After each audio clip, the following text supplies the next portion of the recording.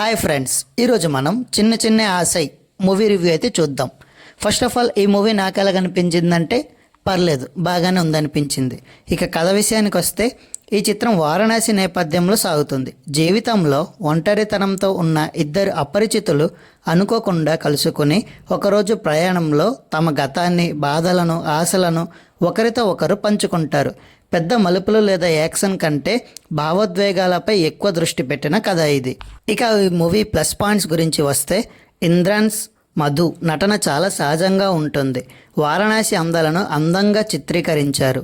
సంభాషణలు, నేపథ్య సంగీతం కథకు బాగా తోడ్పడతాయి. నెమ్మదిగా సాగే ఎమోషనల్ డ్రామాలను ఇష్టపడే వారికి నచ్చే అవకాశం ఉంది. ఇక ఈ మూవీ మైనస్ పాయింట్స్ గురించి చెప్తే సినిమా నెమ్మదిగా సాగుతుంది. కమర్షియల్ అంశాలు, ఉత్కంఠభరితమైన సన్నివేశాలు చాలా తక్కువ. కొంతమందికి కథలో మరింత లోతు ఉండాల్సిందిగా కనిపిస్తుంది.